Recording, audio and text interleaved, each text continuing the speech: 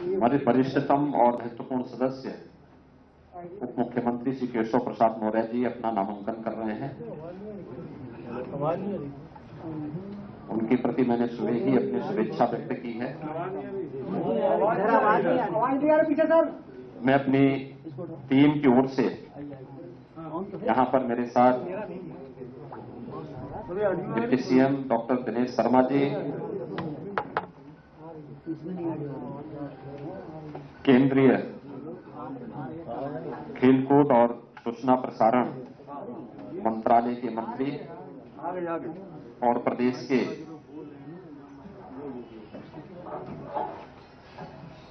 सह प्रभारी श्री अनुराग ठाकुर जी, केंद्रीय मंत्री और मोहनलालगंज लखनऊ के लोकप्रिय सांसद श्री कौशल किशोर जी,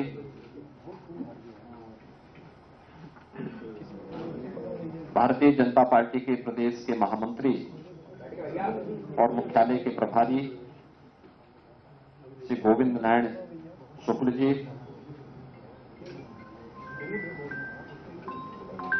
अनुसूचित जाति वित्त एवं विकास निगम के अध्यक्ष और सुप्रसिद्ध दलित चिंतक श्री लालजी प्रसाद निर्मल जी समेत अपने इस पूरी टीम के साथ मैं आपका अभिनंदन करता हूं। मित्रों, 5 वर्ष का कार्यकाल जब हमारी सरकार अपना पूरा कर रही है तो स्वाभाविक रूप से 5 वर्ष पहले जब उत्तर प्रदेश विधानसभा चुनाव प्रारंभ हो रहे थे उस समय उत्तर प्रदेश की जनता के सामने भारतीय जनता पार्टी ने कुछ संकल्प लिए थे। उन संकल्पों की दिशा में जनता पार्टी नेतृत्व की सरकार ने क्या कुछ किया है उसकी रिपोर्ट देना भी ये मेरा परम दायित्व है और अपने उसी परम दायित्व का निर्वहन करने के लिए आज हम सब यहां पर मैं अपनी टीम के साथ आपके बीच में उपस्थित हुआ हूं। 5 वर्ष के कार्यकाल की इस अवधि के दौरान 3 वर्ष की एक यात्रा हमारी वह है जिसमें निर्विघ्न रूप से प्रदेश सरकार ने प्रदेश की छवि को बेहतर तरीके से आगे बढ़ाया। लेकिन अगले 2 वर्ष वैश्विक महामारी कोरोना एक चुनौती बनकर के न केवल हमारे सामने बल्कि पूरी दुनिया की मानवता के सामने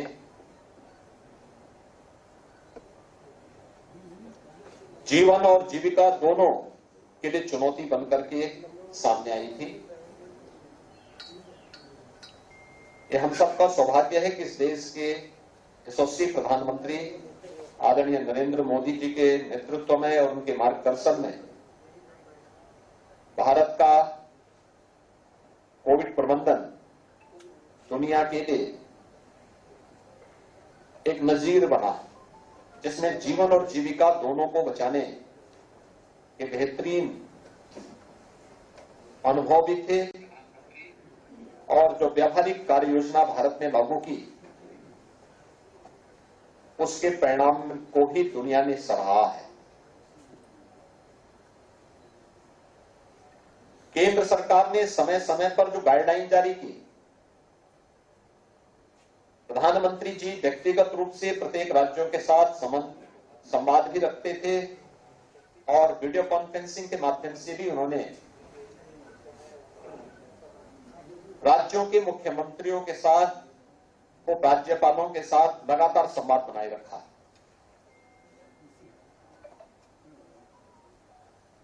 आज उसी का परिणाम है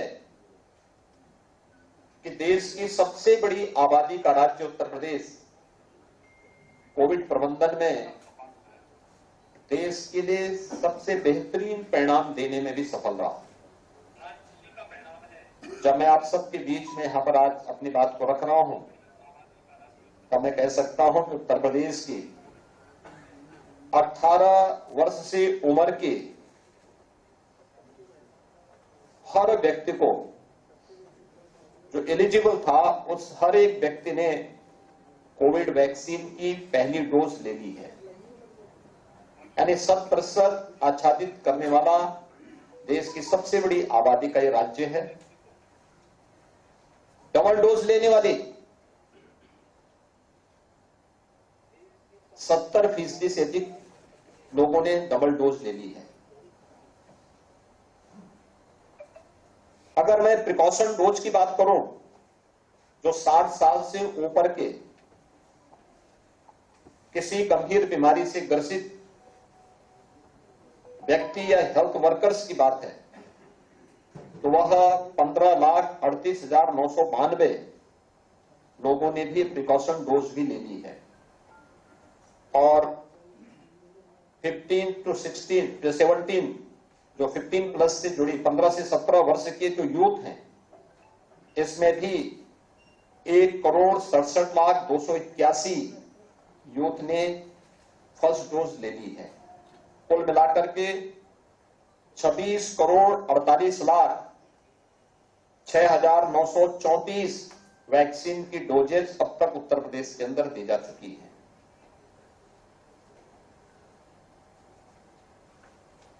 प्रथम वेव को सफलतापूर्वक नियंत्रित करने के बाद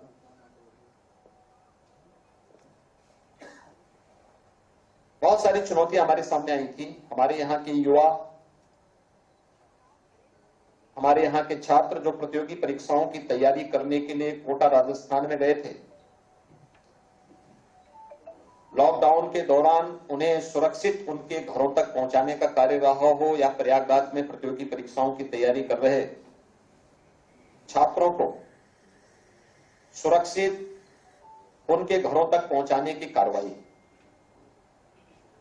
यह सरकार ने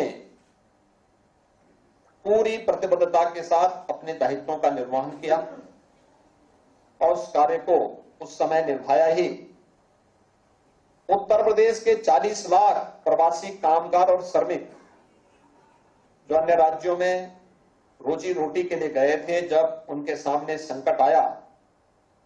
तो उन्हें सफलतापूर्वक उनके घरों तक पहुंचाने की व्यवस्था, उनके लिए खाद्यान्न की व्यवस्था, कम्युनिटी किचन के माध्यम से हर राह चलते हुए राहगीर, भरण पोषण के माध्यम से प्रदेश के अंदर के उस समय हर एक श्रमिक के और हर एक परिवार के साथ राज्य सरकार ने जहां पहली वेव के दौरान सफलतापूर्वक कुछ मॉडल स्थापित किए थे, तो सेकेंड वेव के दौरान ऑक्सीजन की क्राइसिस के फलस्वरूप प्रधानमंत्री जी के आह्वान पर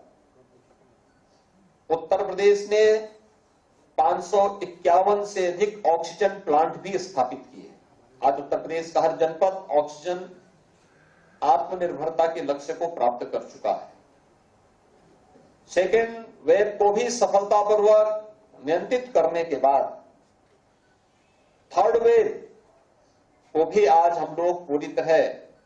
नियंत्रित कर चुके हैं। थर्ड वेव में हमारे यहां 17 जनवरी को 1,06,616 एक्टिव केस थे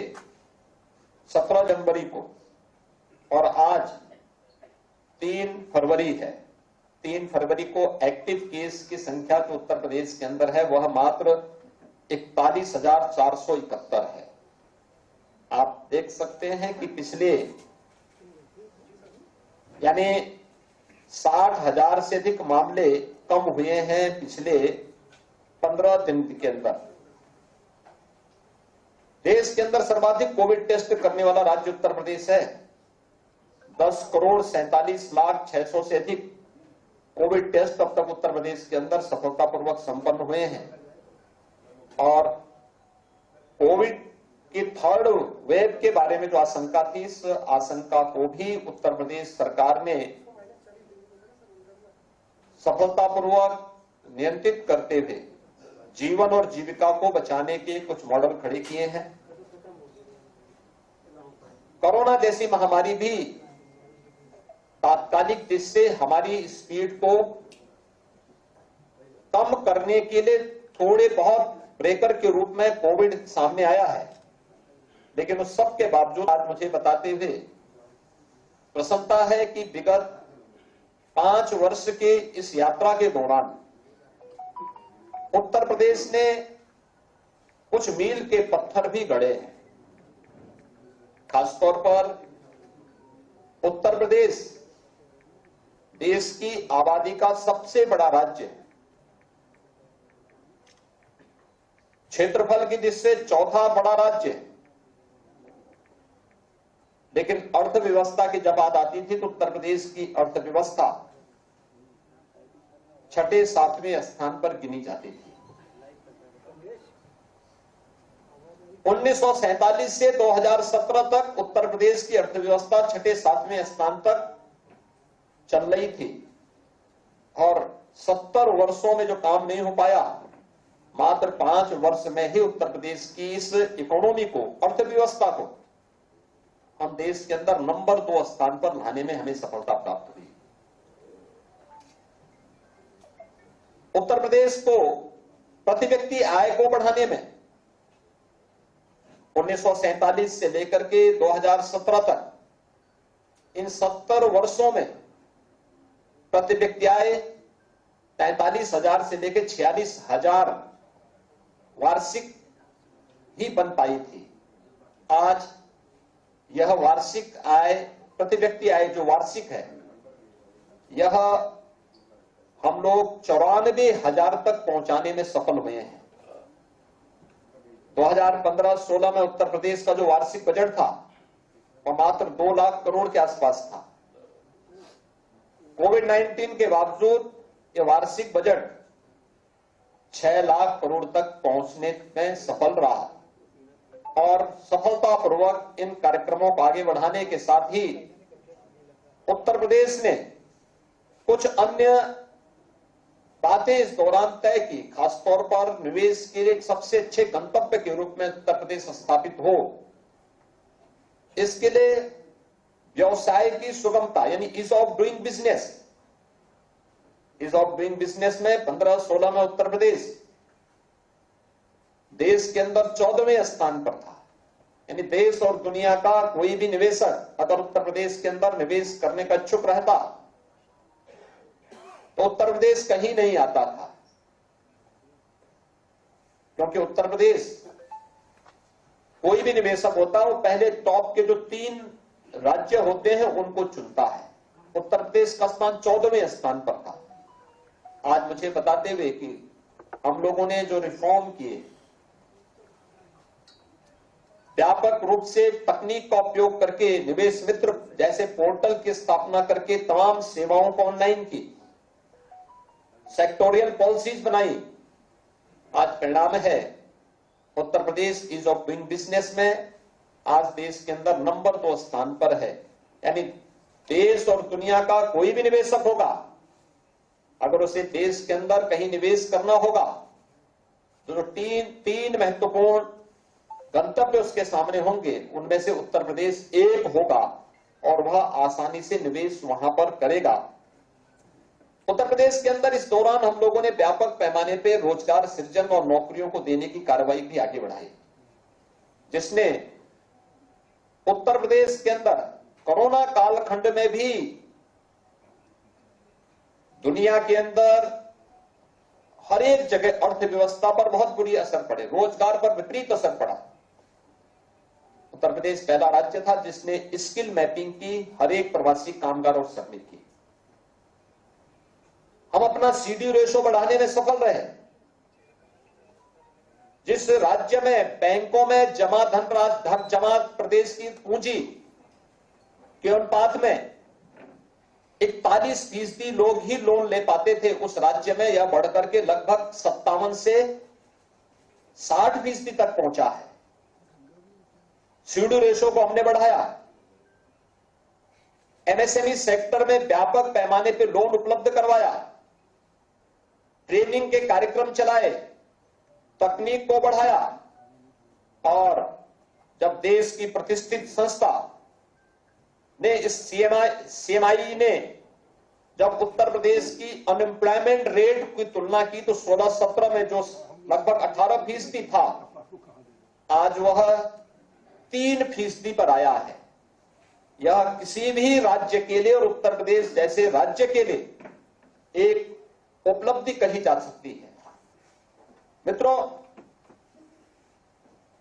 इसमें बहुत कुछ सरकार ने इन 5 वर्षों में डबल इंजन की भारतीय जनता पार्टी की सरकार ने किया है, लेकिन यह यात्रा जो प्रारंभ हुई है यहीं पे संतुष्ट करने वाली नहीं होनी चाहिए। इसमें प्राप्त होने वाली सफलता हमें आगे बढ़ने के लिए तो प्रेरित करेगी, लेकिन उससे हम प्रफुल्लित होकर के आत्मसंतुष्टि लेकर के बैठ जाएं, इससे काम नहीं चलने वाला है। उत्तर प्रदेश आखिर नंबर 1 स्थान पर क्यों नहीं प्राप्त कर सकता? देश का अग्रणी राज्य क्यों नहीं बन सकता? अगर आबादी की दृष्टि से उत्तर प्रदेश देश का अग्रणी राज्य है, नंबर 1 का राज्य है, तो फिर अर्थव्यवस्था की दृष्टि से भी, प्रति व्यक्ति आय की दृष्टि से भी उत्तर प्रदेश देश की नंबर 1 की अर्थव्यवस्था और उत्तर प्रदेश की प्रति व्यक्ति आय भी नंबर 1 क्यों नहीं हो सकती? इस दिशा में प्रयास किए जाने की दिशा में सरकार ने जो अपना रोड मैप तैयार किया है, उसी दिशा से आज मैं यहां पर इस पीसी के साथ आपके साथ जुड़ रहा हूं। लेकिन ये चीजें जो हमें सफलता भी प्राप्त हुई है। यूपी के मुख्यमंत्री योगी आदित्यनाथ को आप सुन रहे थे, 5 साल के कामकाज का ब्यौरा एक तरीके से वो दे रहे थे।